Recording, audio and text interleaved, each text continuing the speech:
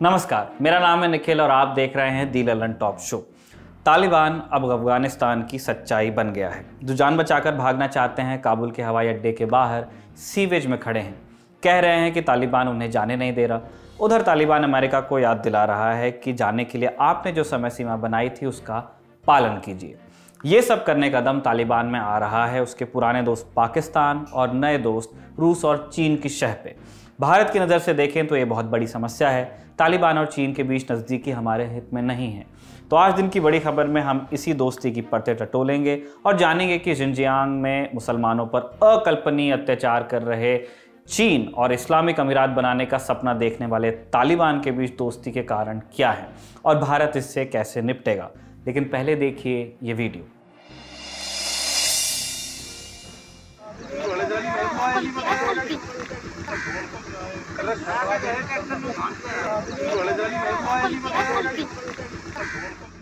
ये video UP के बागपत का है। रेलवे अंडरपास में कार डूबने का वीडियो सोशल मीडिया पर वायरल है।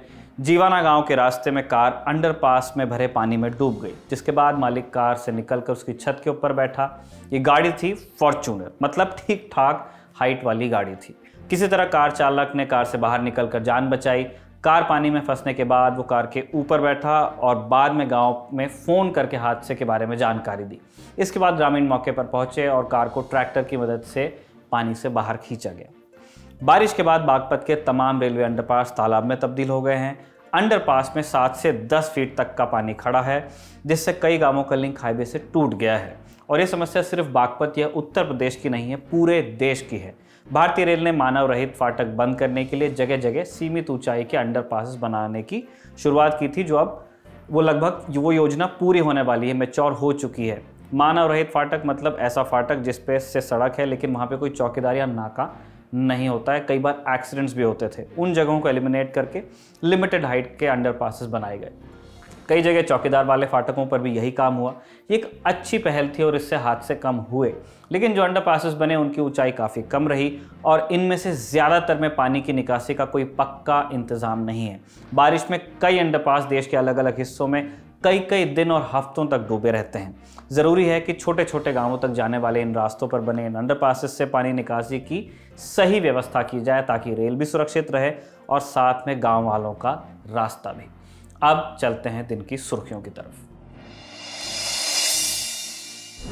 पहली सुर्खी में आज हम फिर केंद्रीय सूक्ष्म लघु और मध्यम उद्योग मंत्री नारायण राणे की बात करेंगे। हमने आपको कल बताया था कि महाराष्ट्र के मुख्यमंत्री उद्धव ठाकरे को लेकर एक आपत्तिजनक टिप्पणी के चलते उन्हें गिरफ्तार कर लिया गया था। आज़ाद भारत के इतिहास में यह सिर्फ तीसरी बार हुआ था कि कोई केंद्रीय मंत्री गिरफ्तार हुआ हो। लेकिन राणे को जल्द ही रायगढ़ जिले के महाड़ से जमानत मिल गई। 24 अगस्त को ही उन्हें मैजिस्ट्रेट के सामने पेश किया गया, लेकिन पुलिस को रिमांड नहीं मिली और उन्हें न्यायिक हिरासत में रखा गया। इसके बाद राणे के वकीलों ने बेल के लिए एक बार फिर से कोशिश की। कहा कि राणे को डायबिटीज़ है और बीपी की तकलीफ भी रहती है। इस बार राणे को 15,000 रुपये के बॉन्ड पर रिहा कर दिया गया। राणे को 30 अगस्त और 6 सितंबर को रायगढ़ के पुलिस अधीक्षक कार्यालय में उपस्थित रहना होगा। साथ ही राणे को दोबारा ऐसे वक्तव्य न देने को कहा गया है। पुलिस राणे का वॉइस सैंपल लेना चाहती है क्योंकि वो वीडियो से मैच करना चाहते हैं उससे। इसके लिए अदालत के आदेश के तहत पुलिस को राणे को कम से कम 7 दिनों का नोटिस देना होगा। वैसे राणे की दिक्कतें अभी खत्म नहीं हुई हैं। उनके खिलाफ रायगढ़ के अलावा पुणे सिटी, जलगांव, ठाणे और नासिक में भी FIR दर्ज हैं। इन FIRs को खारिज करवाने के लिए राणे के वकीलों ने आज बंबई उच्च न्यायालय में याचिका लगाई। सुनवाई के दौरान महाराष्ट्र सरकार ने कहा कि 17 सितंबर तक राणे के खिलाफ कोई दंडात्मक कार्रवाई नहीं की जाएगी। 24 अगस्त को हमने आपको बताया था कि राणे को नासिक पुलिस ने गिरफ्तार किया, लेकिन अब लगता है कि उन्हें रायगढ़ पुलिस ने ही अरेस्ट कर लिया था। उस वीडियो की खूब चर्चा हो रही है जिसमें राणे खाना खा रहे थे और कमरे में उन्हें गिरफ्तार करने के लिए पुलिस भी मौजूद दिख रही है। हमने भी आपको दिखाया था। अब एक और वीडियो वायरल हो रहा है जिसमें महाराष्ट्र सरकार में परिवहन मंत्री अनिल परब एक फ़ोन कॉल पर पुलिस को राणे को जल्द गिरफ्तार करने के निर्देश देते नजर आ रहे हैं। परब रायगढ़ के पड़ोसी जिले रत्नागिरी के पालक मंत्री भी हैं। उधर भाजपा अब भी अपनी लाइन पर डटी हुई है कि राणे की बात का समर्थन नहीं कर सकते, लेकिन राणे का समर्थन करेंगे। आज उद्धव ठाकरे का एक पुराना वीडियो फिर सामने आ गया है जिसमें वो यूपी के मुख्यमंत्री योगी आदित्यनाथ को चप्पल मारने की बात कहते नजर आ रहे हैं। ये वीडियो 2018 का है, जब उद्धव ठाकरे महाराष्ट्र के मुख्यमंत्री नहीं होते थे। इस वीडियो को शेयर करते हुए अब भाजपा कार्यकर्ताओं ने मांग की है कि उद्धव ठाकरे पर भी कार्रवाई होनी चाहिए, क्योंकि उन्होंने भी एक चीफ मिनिस्टर के खिलाफ आपत्तिजनक भाषा का इस्तेमाल किया है। इस बात का जिक्र आज राणे ने अपनी प्रेस कॉन्फ्रेंस में भी किया। मी जे बोललो होतो, आपल्या देशाबद्दल अभिमान नसेल त्यालाच राष्ट्रीय सण माहीत नसतात। देशाबद्दल सार्थ अभिमान आहे आणि म्हणून मला सहन झाला नाही आणि म्हणून जे बोललो ते आज रेकॉर्डवर आहे। हे महाशय काय बोलले महाशय, म्हणजे चांगले आहे आणि महाशय मुख्यमंत्री ते असं म्हणाले, सेना भवन बद्दल अशी कोण भाषा करेल त्याचं थोबडं तोडा, आदेश दिले। हा क्राईम नाही, 120 बी होत नाही। पत्रकारांनी मला शिकवावं, त्याला अभ्यास ना कायद्याचा किती आहे शिकवावं, नाही तर मी वकीलच डाव्या बाजूला घेऊन बसलोय। सांगा मला, दुसरं एक वाक्य आहे योगी साहेबांबद्दल, हेच मुख्यमंत्री पुरी बोलले होते, हा योगी आहे की ढोंगी, चपलाने मारले पाहिजे। सुसंस्कृतपणा, पवार साहेब याला मुख्यमंत्री केलं, त्याला सुसंस्कृतपणा बघा। तो राणे शिवसेना को उसकी बदजुबानी के उदाहरण याद दिला रहे थे।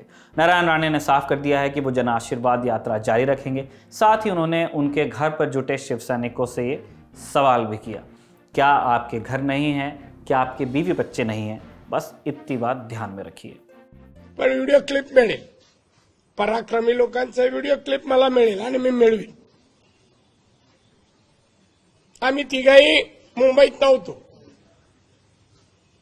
पोलिसांनी जे करायचं ते केलं। घरावर तुम्हाला घरं नाहीत, मुलं बाळा नाहीत, एवढंच आठवणीत ठेवा। चलते चलते हम करना चाहते हैं एक भूल सुधार भी। कल हमने महाराष्ट्र की राजनीति में सरगर्मी को आने वाले बृहन्मुंबई महानगर पालिका चुनाव से जोड़कर देखा था, बीएमसी चुनाव।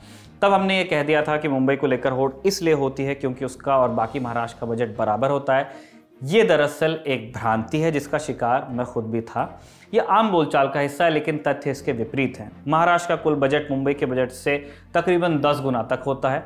हाँ, इतना ज़रूर है कि मुंबई का बजट भारत के कई छोटे राज्यों से ज़्यादा है, जैसे अरुणाचल प्रदेश है, गोवा है, मणिपुर, मेघालय, मिजोरम, नागालैंड, सिक्किम और त्रिपुरा। हमने इस बार टेबल चेक किया है। एनीवेज, कल जो हमने कहा था उसमें गलती थी और हम उसके लिए माफ़ी चाहते हैं।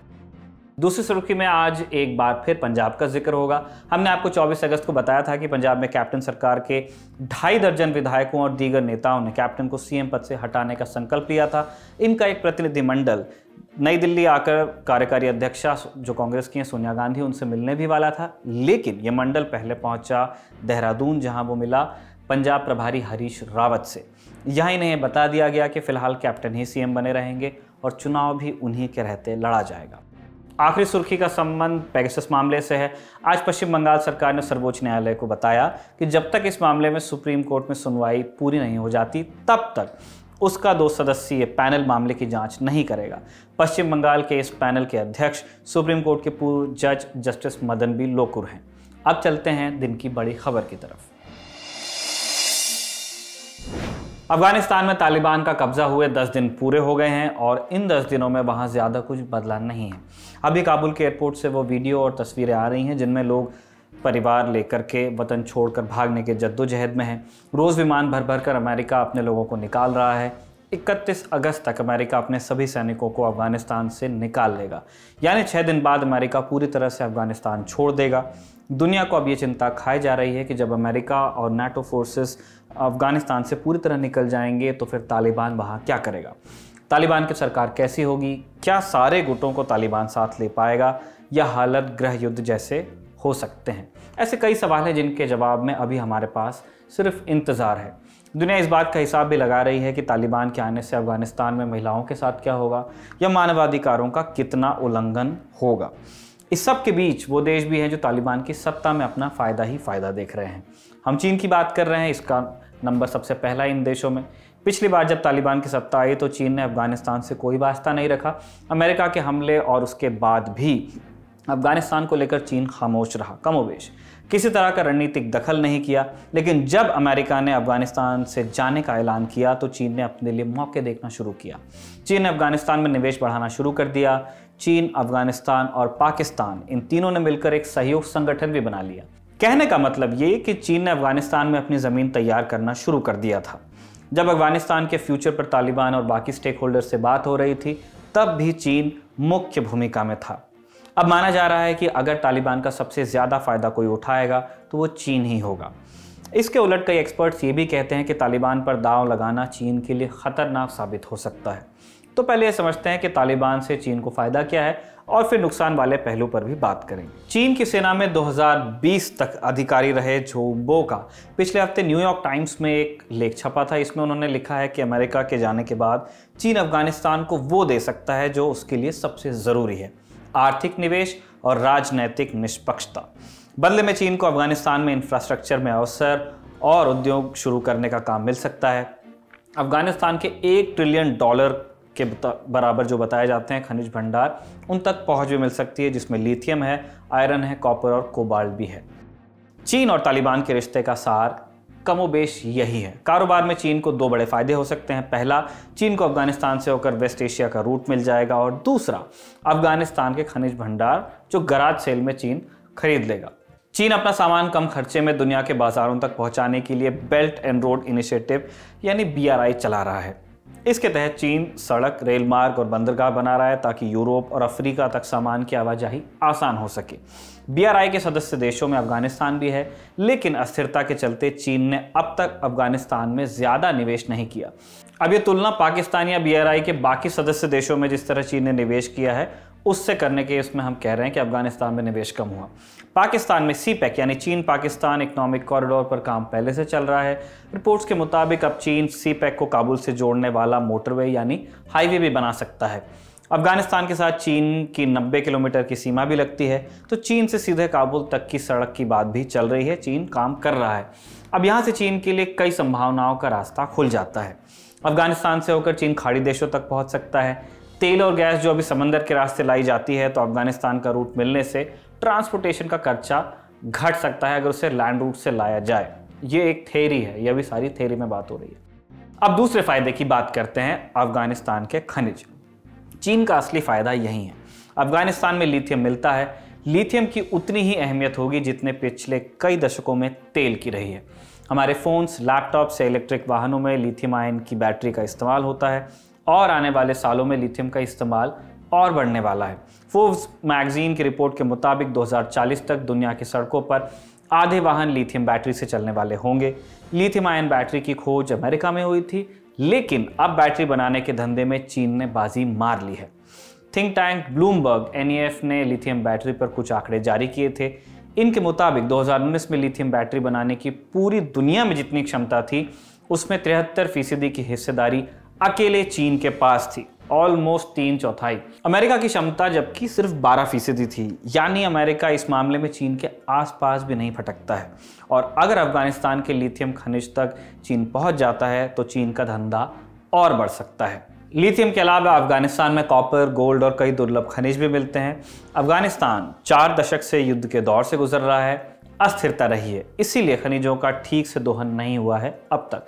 2010 में अमेरिका ने एक रिपोर्ट में कहा था कि अफगानिस्तान में $1 ट्रिलियन के खनिज संपदा हो सकती है, यानी जितनी भारत की GDP है उसका लगभग 1/3। यह सारा खजाना चीन को मिल सकता है या इसका एक बड़ा हिस्सा। इसीलिए चीन ने काफ़ी पहले से ही तालिबान के साथ दोस्ती पर निवेश करना शुरू किया था। इस महीने के शुरू में तालिबान के डिप्टी चीफ मुल्ला बरादर चीन जाकर विदेश मंत्री वांग यी से मिले थे। तालिबान का काबुल पर कब्जा होने के बाद भी चीन ने दोस्ती और सहयोग बढ़ाने की बात कही थी। हालांकि चीन ने यह भी कहा है कि तालिबान को मान्यता सरकार बनाने पर देंगे। दूसरी तरफ तालिबान को भी चीन से फायदा है। अमेरिका ने तालिबान पर प्रतिबंध लगा रखे हैं। अगर तालिबान हिंसा के रास्ते पर जाता है तो हो सकता है कि तालिबान को दुनिया से मान्यता न मिले या उतनी न मिले जितनी वो लेजिटिमेसी चाहता है। ऐसे में चीन का सहयोग तालिबान के काफ़ी काम आ सकता है।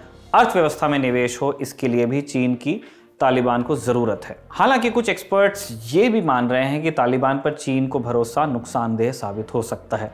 अफगानिस्तान में कई सारे गुट हैं और अगर आगे अस्थिरता ही रहती है तो चीन के प्रोजेक्ट्स खतरे में पड़ सकते हैं। इसका एक काउंटर आर्ग्यूमेंट ये भी दिया जा रहा है कि चीन अफगानिस्तान में अपनी पीस कीपिंग फोर्स भी तैनात कर सकता है। फिर से थियरीज की बात है। कुल मिलाकर इस तरह के इक्वेशंस पर अभी बात चल रही है। हालांकि अभी ये पूरा खेल कयासों वाला ही है। सबसे पहले तो ये देखना होगा कि अफगानिस्तान में तालिबान सरकार कैसे बनाता है। आज की ललन टॉप शो में इतना ही, लेकिन चलने से पहले हम आपको झलक दिखाएंगे हमारी नई पेशकश, हमारी ग्राउंड रिपोर्ट्स। क्या हाल है यूपी की। यूपी चुनाव को लेकर हमारी एक टीम फील्ड में है, अभी पश्चिम यूपी के अलग अलग इलाकों में जा रही है। आपको ये रिपोर्ट्स देखनी चाहिए। रिपोर्ट्स के एक हिस्से के साथ हम आपको छोड़ के जा रहे हैं। क्या हाल है यूपी, ये हमारी यात्रा का नाम है।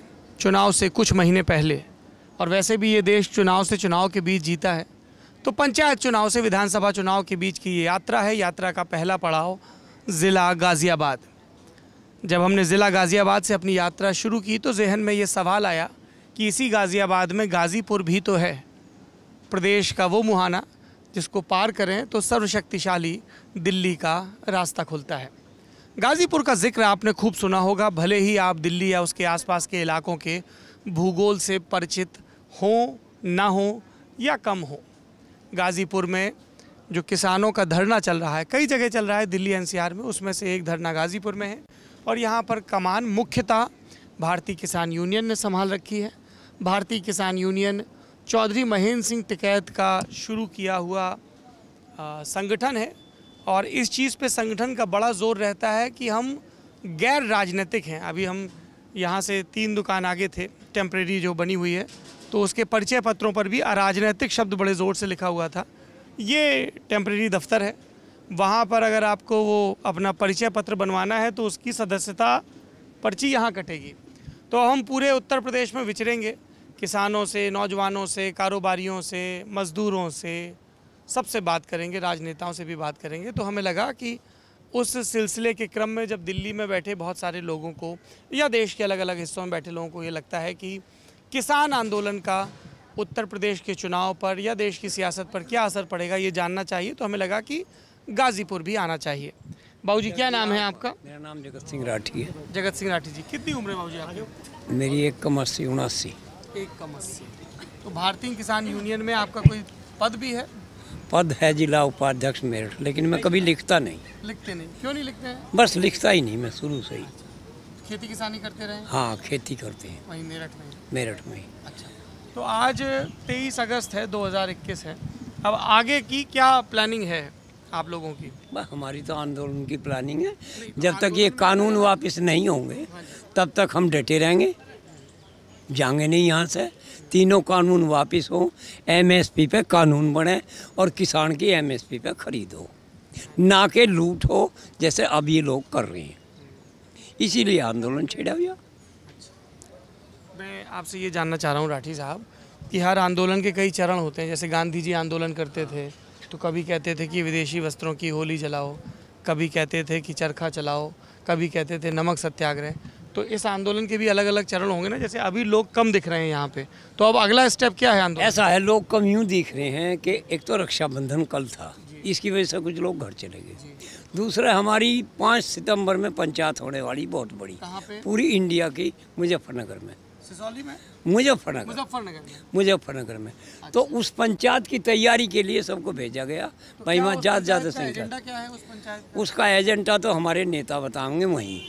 अच्छा, हम यहाँ कोई एजेंडा नहीं बताएंगे। आप लोगों से अभी चर्चा नहीं हुई? चर्चा हो रही, लेकिन हम कोई बताएंगे नहीं उसके बारे में। वो हमारे जो नेता है अध्यक्ष नरेश जी और राकेश जी, वही उस बारे में बताएंगे। उस पर कोई हम टिक्का टिप्पणी अभी नहीं करेंगे, क्योंकि वो होने वाली है 5 तारीख में, और हम उस पर पहले ही टिप्पणी करने लगे तो वो अच्छी बात नहीं है। कब से जुड़े हुए हैं आप किसान यूनियन से? हमें तो यूँ समझो सन 87 से जुड़े हुए हैं। 87 से? तो आप बोट क्लब भी गए थे ट्रैक्टर लेके? बोट क्लब भी गए थे, लाल किले पे भी गए थे, मेरठ भी थे, कमिश्नरी पे, भोपा कांड में भी थे। ये बताइए, हम तो बहुत छोटे थे तब, हमने बोट क्लब वाली रैली की बड़ी बातें सुनी है। हाँ बिल्कुल। वो 87-88 कब हुई थी? वो 88 के आखिर में हुई थी। 88 के आखिर में क्या था उसमें, जरा विस्तार से बताइए कुछ। ऐसा था, उसमें भी किसानों की समस्या थी। उसके लिए हम वहाँ पहुँचे, कांग्रेस का ट्रैक्टर थे और बहुत पब्लिक थी। और उन्होंने 4-5 दिन बाद में बाहर से केरल से पुलिस मंगाई थी, जब दिल्ली पुलिस ने मना कर दी कि हम किसानों पर ना लाठी चार्ज करें ना हम इतना उठाएं। दिल्ली पुलिस ने मना कर दी। हाँ, तो उन्होंने केरल से पुलिस मंगाई और उनसे कही नहीं है तो उठ के चले जाएंगे तुम्हें देख के। लेकिन हमारा उनका मुकाबला हुआ, हमने उनमें मारे, उन्होंने हम में मारे। मुकाबला हुआ खूब डिट के।